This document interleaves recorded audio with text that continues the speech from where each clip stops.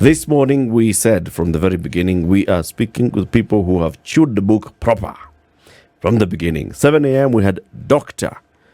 Alex Kamau. 8 a.m., we had Dr. Architect Daniel Manduku. 9 a.m., we have Bishop Dr. David Oginde, Chairman of the Ethics and Anti-Corruption Commission. Good morning. Morning, sir. How are you doing? Now, we have to call you Bishop Emeritus Dr. David Oginde. What do you say emeritus in Kiswahili? Askofu, mstaafu. Mstaafu. That's it.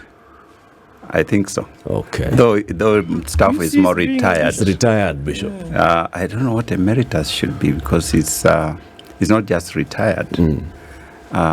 It's mainly found within the academic circles and the monarchies and so on.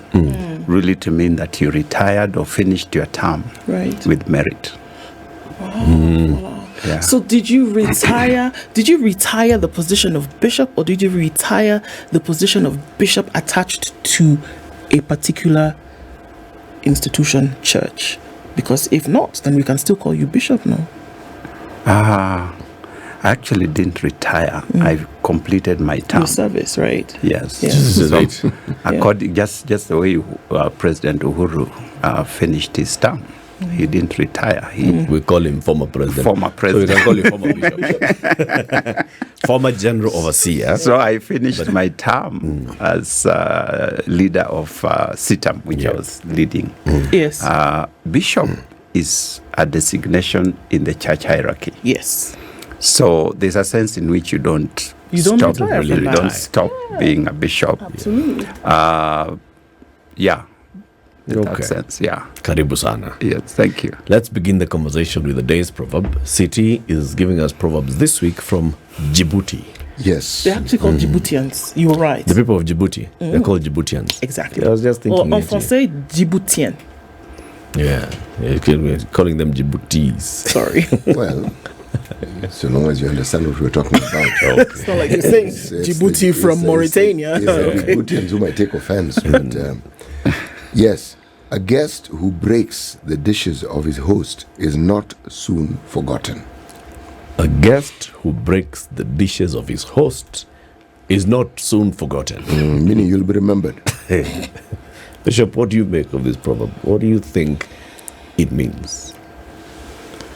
Well, I'm hearing it for the first time. I'm chewing it. But it means, I think what I'm hearing is that if you're bad-mannered in where you're visiting, you'll leave a bad reputation. I don't think this person is being remembered for good things. Every time they were looking for the plate, they say, oh, it was broken by Indo. Yeah. Every time we see you, I remember my favorite dish. And Yes. or I see your child and I say, okay, it's your mother who broke my food. Came to visit her. So it means that when you're visiting, you need to be careful. Yeah. Be well-mannered. Leave a good reputation. Leave a good reputation. Right? Yeah. It's also in service.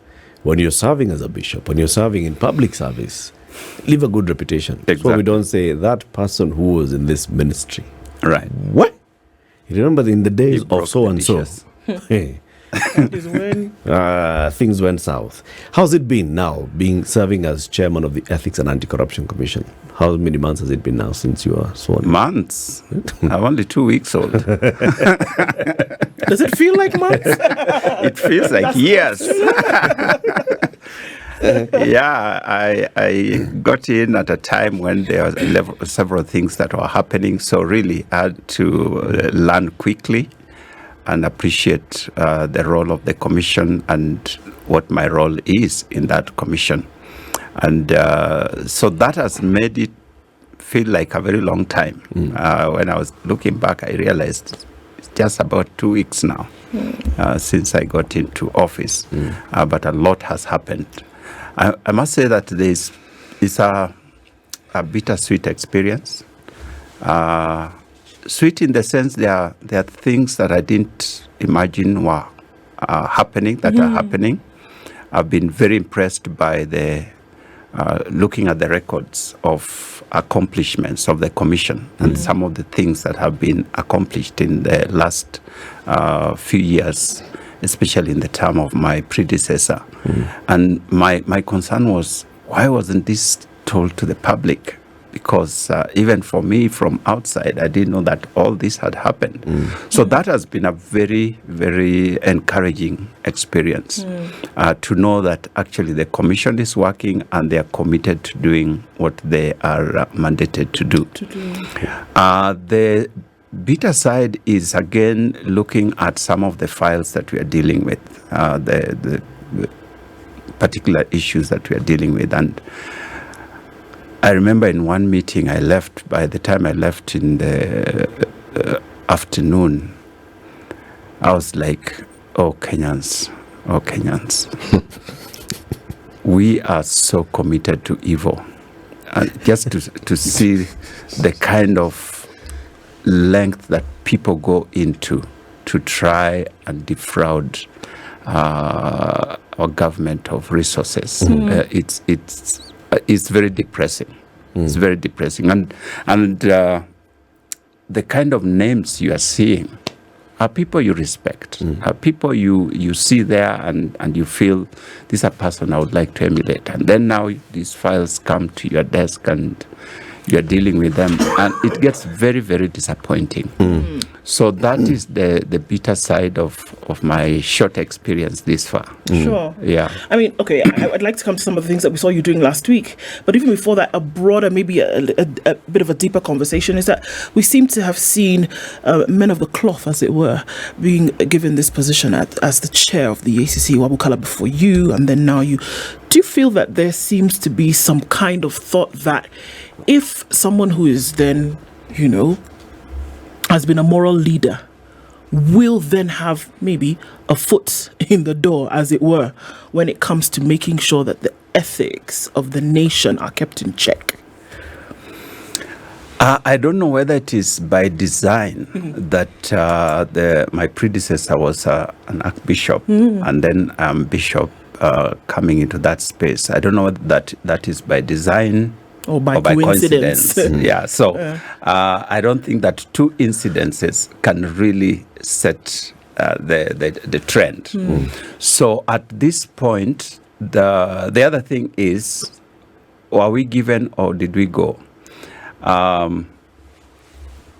These are competitively advertised positions. Sure. In my case, there were 89 people who expressed interest. They were shortlisted to 14, then to 3, and then to 1. So in that process, I turned out to be the one picked on, and I happened to be a bishop. Sure. So if our religious background and spiritual background adds value, I would say yes, why not? Yeah, because this is what we as pastors in the religious sector preach about and campaign about.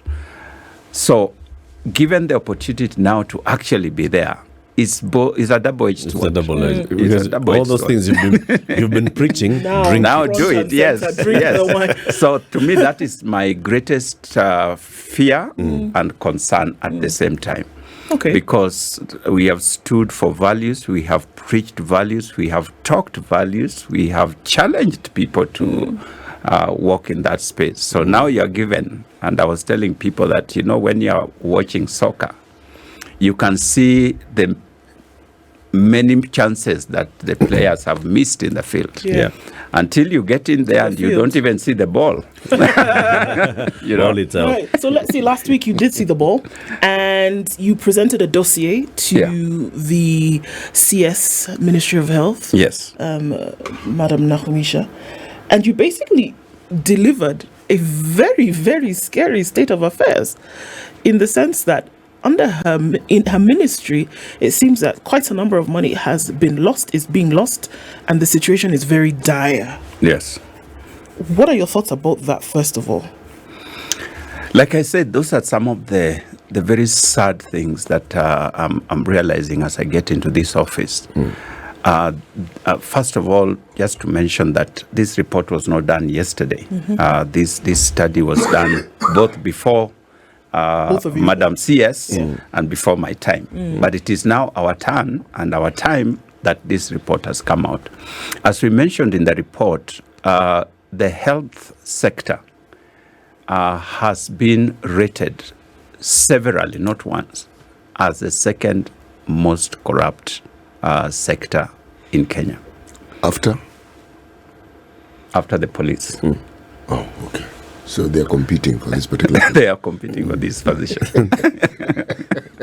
So this is over and over again. So the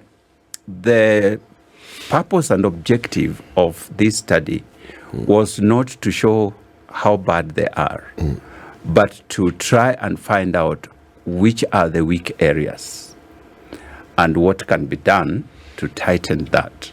So the objective was a more positive objective than negative. It is not an indictment. It is you going to the doctor and say, I want a medical checkup.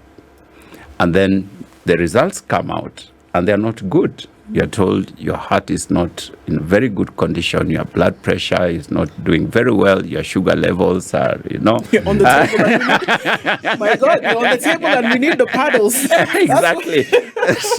So it in the report itself is bad, but what the doctor will be telling you is not go home and die.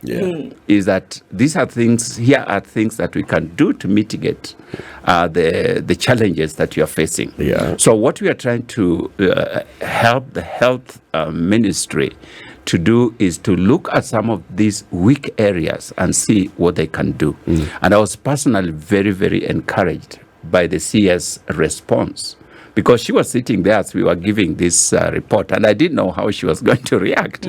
I spoke before her, and I mentioned that actually what we are giving you is a medical report, because they're in the medical sector. So what you do with this report is what will be important. And when she stood up and spoke, I was very encouraged because she took it positively. She said, we are going to do something about it. We are going to act on this. And she even gave her own experience of what she has already experienced in the short time that she had been in office. We just confirmed that this was a problem that really indeed we were facing. And so if you may have followed my vetting process at Parliament, one of the things I said was my hope is that we as a commission could work together with various sectors of government and society to try and reduce this thing called corruption, change the mindset of the people. And through that, my thought was that we need to get some champions, people who believe that Kenya can change and should change, and they are in position of responsibility. The two leaders have met this far since I came in have proved to be those kinds of people. My first Public engagement was with the Chief Justice, where we were also giving them an almost similar report, but slightly different. Because in that one, they actually invited us to do a study and show them where are the weak points. And so we gave them a report almost similar, saying these are the areas we have found to be areas of weaknesses and so on. And her response too was very positive. She said, we want to take this seriously. We want to go and work on it and come back and do a second check. As Kofu. Yes. When such people in such offices say, we take this, we are going to do it. I know of course, because you're a bishop, you always look at the glass as half full and positive and, Yes. But the reality is, this CS saying, we are going to do this and we are going to fix the problem, is exactly the words that we've heard from her three previous predecessors. Senator Mutahi Kagwe said, this house here, this one behind him, this is a den of corruption and I'm going to deal with them. We know what happened. Cecily Kariuki had said the same thing. Dr. Milo had said the same thing. Here, we are going to sort out corruption. From what you have seen from the technical team that looked at the systems and the issues, the systemic and other issues that are in that ministry, what needs to happen to actually make not even the CS unable to stop the process of fixing the gaps in the ministry? Very good question. I have looked briefly at some of the countries that have dealt with corruption in a more positive way and achieved something. Singapore is at the top. When I read the story of Singapore, their corruption levels were worse than ours.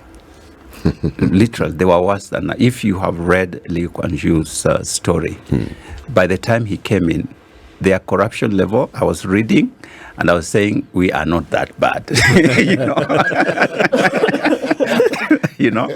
Things were really bad. But he came in with a determination to turn things around. And he did. Now Singapore is one of the least corrupt countries in the world. It's a benchmark for many countries around the world on how to grow an economy, how to do many things.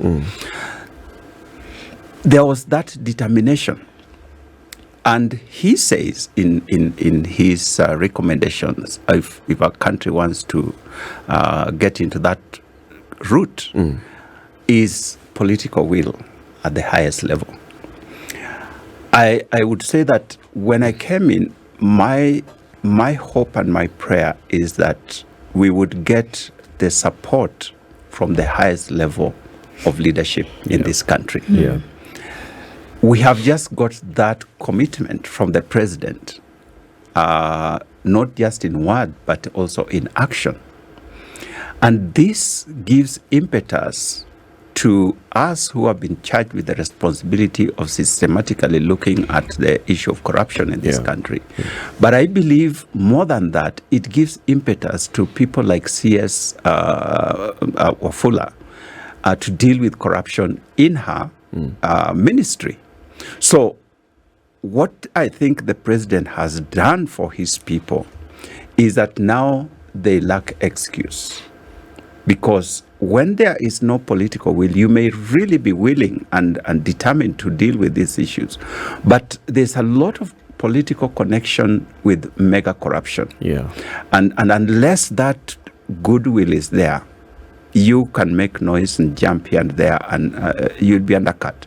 But I think right now, I believe the president is committed. There's goodwill. You can sense the goodwill. There's goodwill. But is there anything more that needs to accompany that goodwill? I'll give you examples. Yes.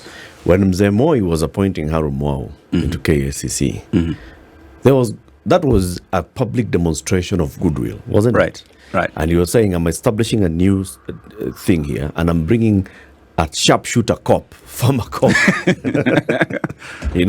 a very well known to be the head of this thing. Yes. We know how that went. Right.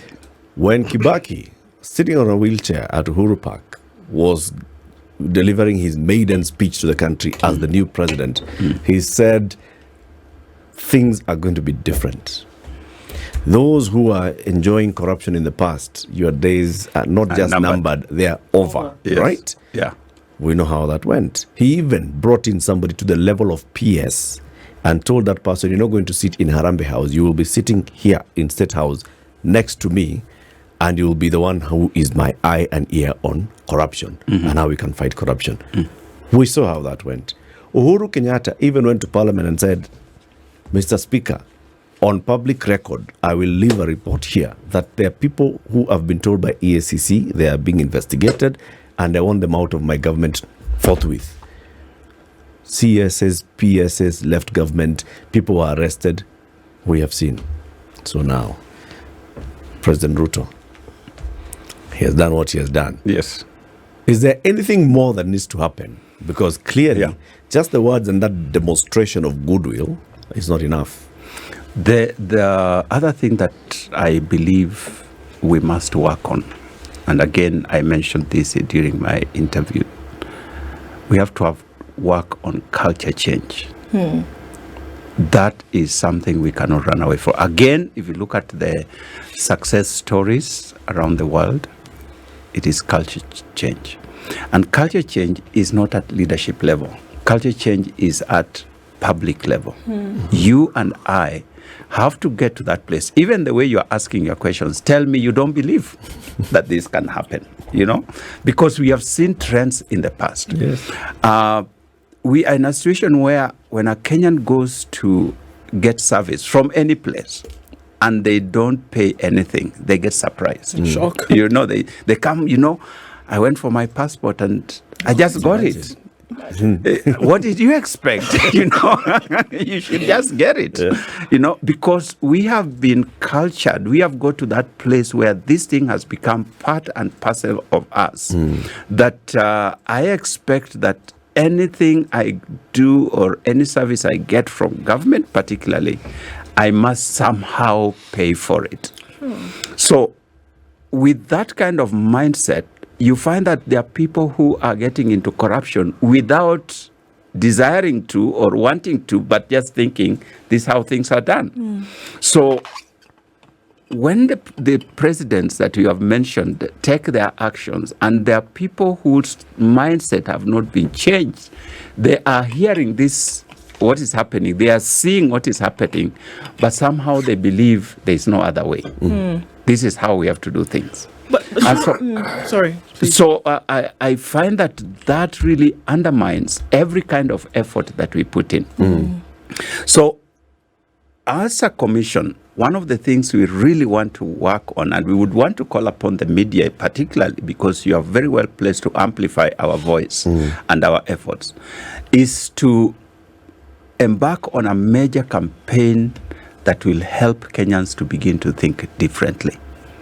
You and I know that when people serve in government, you have served 5 years in parliament, or you have served 5 years in government position, or 10 years and so on. Yeah. And you don't have anything back at home, a big house, apartment blocks, and those people ask, what happened?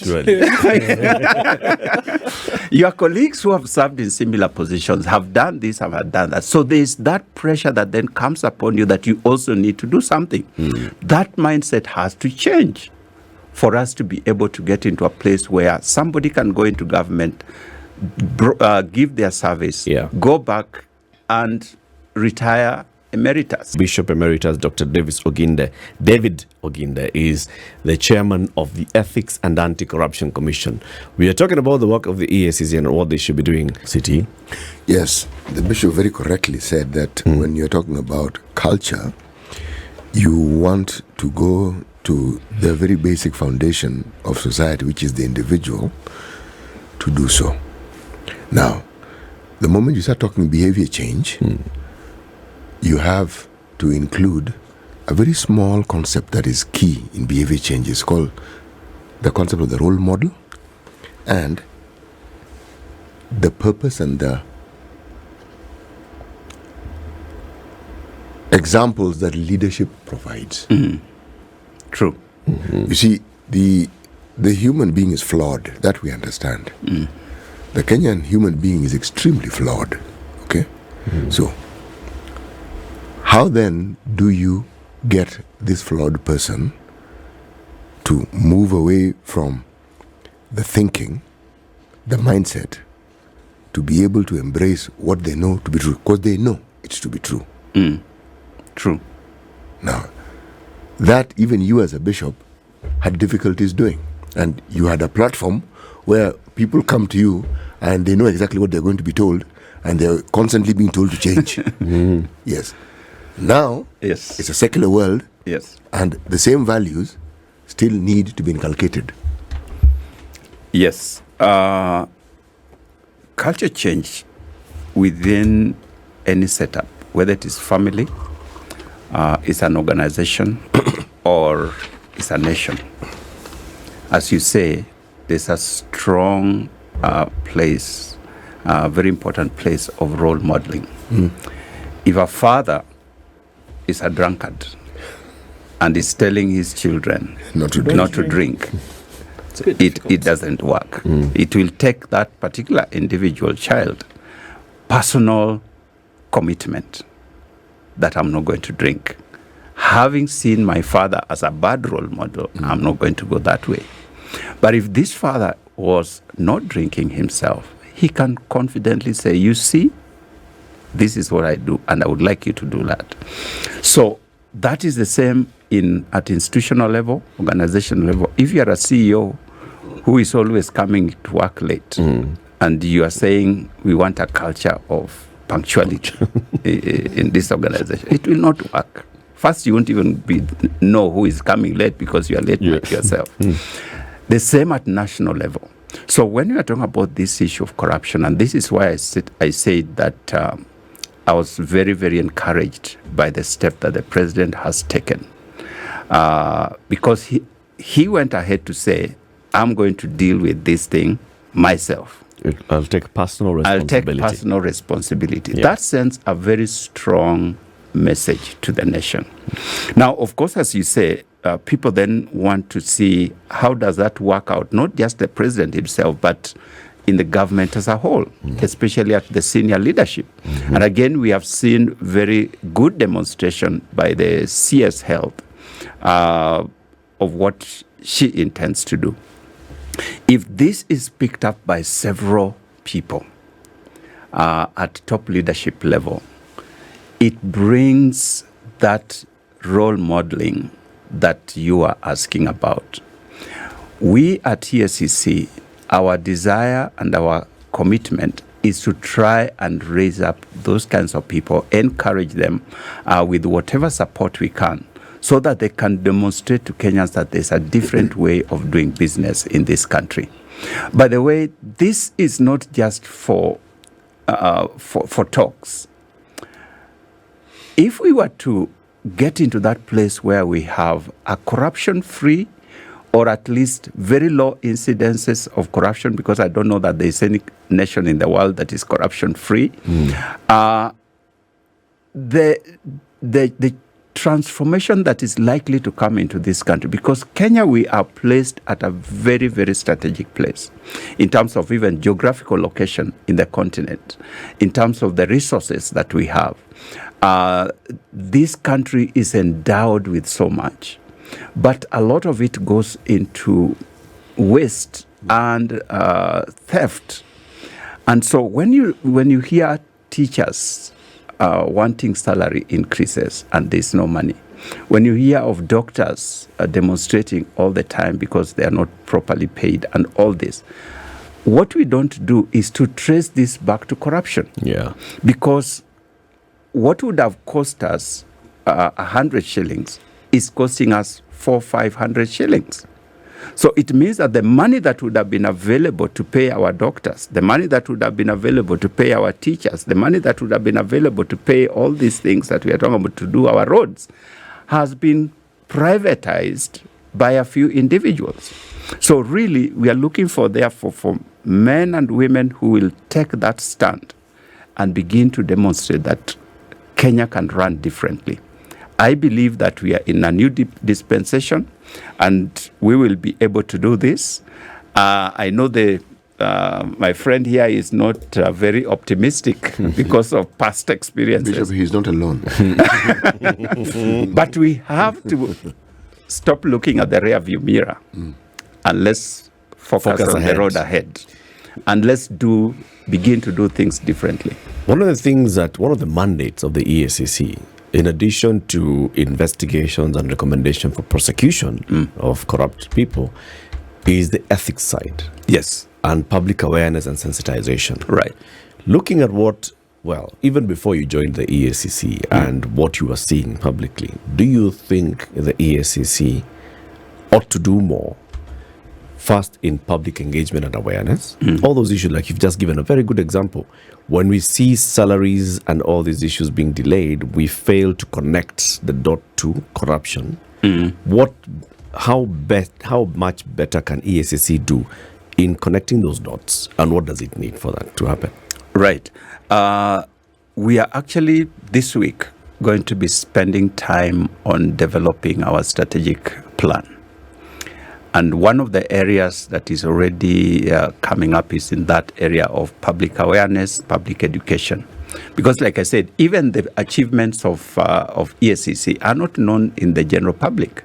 And so from where you and I, a few days ago, was sitting. Yes, it is a useless entity that is not doing anything. That's what you hear from people, because these activities were not known. But we want to change that. We want to engage better with media. We want to engage better with the public so that they can see the kind of things that are happening. But we also want to engage a lot with the public awareness of corrupt practices, the weak areas in our society, which are those, where are those, and what can we do about it. We want to engage with various stakeholders within government. Like I said again, we didn't just give a report to the health ministry and then we say, now go and do. We want to actually journey with them in that work, so that we identify how things are going on. We want to do the same with judiciary. We want to do the same with parliament. We want to do with all these different sectors and make that known to the public. Because if you remember 2003, part of the success we enjoyed for a short period before things fell apart was public being aware of what is being done. When Michuki came out and said, you are going to ride in a matatu with a seatbelt, we laughed. We said, it can't happen. Just the way you are laughing now. It is Kenya. This is Kenya. But with consistent and constant appeal to the public to join him in this effort, people were willing to work for almost a week while this sector was being rectified. Education with George Saitoti, the construction of road with Honorable Raila, demolitions were taking place. When public begin to see this kind of things happening, there is something that positive that comes up in the hearts and minds of Kenyans. And this is what we want to do. We want to show positive efforts that are bearing fruit, so that Kenyans can begin to see that this thing is possible. It can happen. And begin to change our mindset. And those people who insist on their corrupt ways, we are also holding the stick, as it were. Yeah. What do you think then would be a physical manifestation of this thought? That we say, have a positive thought about the things that can happen. What would that be? We often speak, and I believe a couple of years ago, even that we had an officer of EACC on the show, and who said to us, you know what, we have seen that prosecutions and charges then stand as deterrents, right? So what would be a physical manifestation of this positive thought that you speak of, that we will start to see that we are gaining, because as far as we are concerned right now, if there's a race, corruption is winning the race. So if we're gaining on corruption, right, as you've said, what would be some of the things that we say, okay, yeah, there we go, there's a step we've taken, we're moving forward. Like you say, many things happening within the EACC that we don't see. What would be some of the things that we say, okay, actually, yeah. And then, cynical people like Eric Latif will be able to say, okay, actually, yeah, sure. Yeah, it can happen. It can happen. Yep. I was talking to part of our team, and they're saying there's an international survey that is done every year on the incidences of corruption, perceptions of corruption by Transparency International. Kenya always ranks somewhere. Up there. We do well. We do very well in that ranking. And I was saying, one of our goals must be, how do we begin to move down? How do we begin to move down? So that if we were 141 last year, how can we aim at being 120 or 130 this year? How can we get to 80 the following year? How can we get to 70?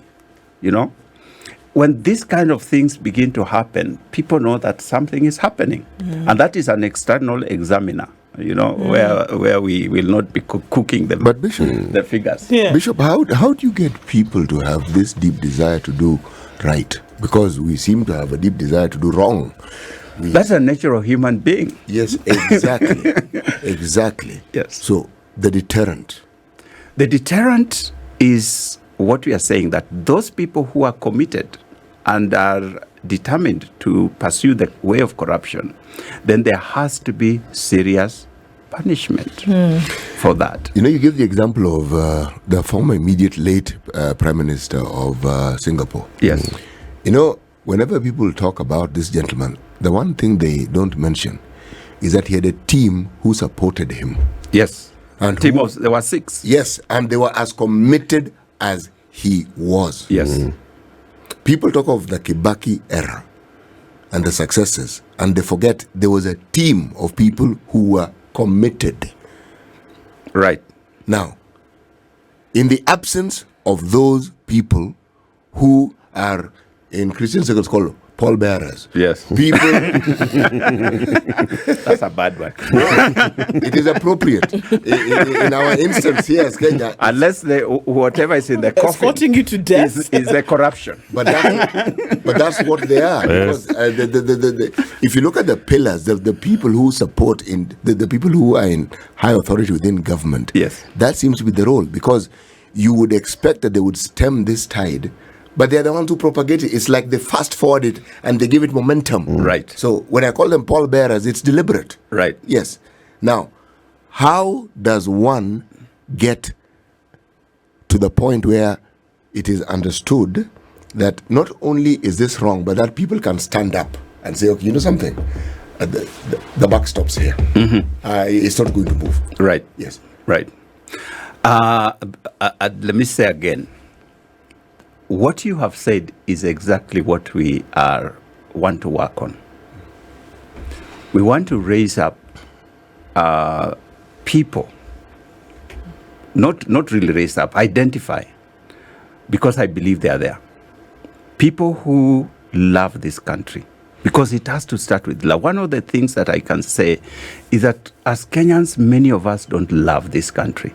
Those of us who have traveled a bit outside of this country, you get amazed just what a beautiful nation we have. True. How privileged we really are, and yet how committed we are to destroying it. We are just so totally determined to destroy it. There are people struggling out there with things that we overcame long time ago. So we want to identify men and women who are seriously in love with this nation and who have been given the responsibility by Kenyans to serve them in one role or another, particularly at senior level. And let's form that coalition of the positive, like ones you had, that can then say, we are going to deal with this thing called corruption, and we are going to transform and change it. I believe those people are there. They may not be many, but these are the people who will then bring the groundswell that can then begin to change this nation. When we refer to the 2003, as you say, we had men and women who each of them was doing their best in their sector. And that's what brought about the transformation until the unfortunate fallout within government. But imagine if that team had continued working with the same spirit, with the same pace and everything, this country would be flying, I don't know where. But we undermined it with politics. Yes. We undermined it ourselves. So is it possible to change it, to bring it back? I believe it is possible. Yes, it is. It is possible. It is possible to get people within the health sector, and I want to believe our CS, from what she has said, could be one such person. It is possible that we can get somebody in the police who will say, and we are praying that this will be the case, who will say, under my watch, the police is going to be transformed. Can we get a person in different sectors? If we get 3, 4, 5 people in these critical sectors of our country, it is going to be possible. And that is something that personally I want to work towards. You see, all those things, like you're saying, they head back into chapter 6, right? Which is this aspiration that we as a country have said, Yes. this is what we want to do. Right. Chapter 6 of our constitution, we shall define people who shall lead us and they shall have integrity. And good moral. Good moral standing in the society. Now, what role can EACC play to make sure that chapter 6, as was initially drafted by the drafters of our constitution, Right. actually comes to pass even with the Leadership and Integrity Act? Because as you understand, Leadership and Integrity Act versus the vision of chapter 6, there are two countries in between. How can we bridge that gap under your leadership and stewardship? Yes. The EACC, its mandate is actually to implement Chapter 6 or help implement Chapter 6 of the Constitution. That's what we have been mandated to do.